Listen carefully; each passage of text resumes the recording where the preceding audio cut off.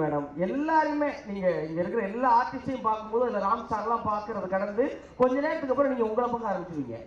இந்த படத்துல எப்படி ஒரு ட்ரோன் வியூல நம்ம பார்த்ததை வேற ஒரு கோணத்துல பார்த்தோமோ அப்படி நம்ம வாழ்க்கையை நம்ம பார்க்காத வேற ஒரு கோணத்துல இருந்து ஒரு படம் உங்களுக்கு காட்டும். அது உங்களுக்கு மிக நிச்சயமா பிடிச்சி அது கூட ஒன்ற ஆரம்பிச்சிருங்க. இந்த படத்துல நிறைய கோமாளித்தனங்கள் இருக்கலாம். படம் பார்க்கும்போது நீங்களே கோமாளியா மாறிடுவீங்க. படத்துல ஐயோ நடக்க போதே அப்படின்னு நீங்க நினைப்பீங்க. ஐயோ நடக்கவே இல்லையே அப்படின்னு திடீர்னு யோசிப்பீங்க. எனக்கு அப்பவே தெரியும் அப்படின்னு நினைப்பீங்க. ஆகா இது தெரியாம போயிருச்சு அப்படின்னு யோசிப்பீங்க.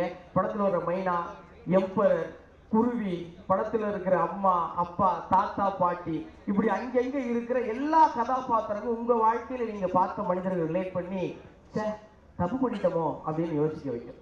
ஒரு கட்டத்துல நீங்களே ஒத்துக்கிடுவீங்க, ஆமா நம்மளும் சாத்தான் தான் முருகே அப்படின்னு.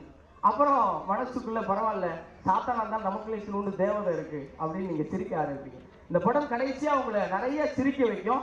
அப்புறம் வீட்டுக்கு வந்தோடனே கொஞ்சமா சிந்திக்க வைக்கும். நம்ம தேவைன்னு நினைக்கிற எல்லா தேவைகளும் நமக்கு தேவைதானாங்கிற தேவையான கேள்வியை ராம் சார் எழுப்பியிருக்கிறாங்க. இந்த ஊர்ல ஒரு கதை சொல்லுவாங்க. என்னன்னா, ஒரு தென்னமண்ணான வீட்டுல புதுசா திடீர் பணக்காரனாகி ஃப்ரிட்ஜு, வாஷிங் மிஷினு பூரா வாங்கிட்டு திண்ணையில படுத்துட்டாங்க. ஏன்னா எல்லாத்தையும் வாங்கிட்டு வந்து வெளியே கொடுத்துருக்கேன், வைக்க இடம்ல மாப்பிள்ளதை வெளியே கொடுத்துருக்கேன் அப்படின்னா, தேவைகளுக்காக நம்மளா இல்லை நமக்காக தேவைகளா அப்படிங்கிற தேவையான கேள்வியை ராம் சார் எழுப்பி இருக்கிறாங்க. காதலித்துக் கொண்டிருப்பவர்கள், காதலை கொன்று கொண்டிருப்பவர்கள், காதலுக்காக காத்திருப்பவர்கள் எல்லோருக்கும் பிடித்த கிரஷா பறந்து போயிருக்கும் நான் நம்புறேன்.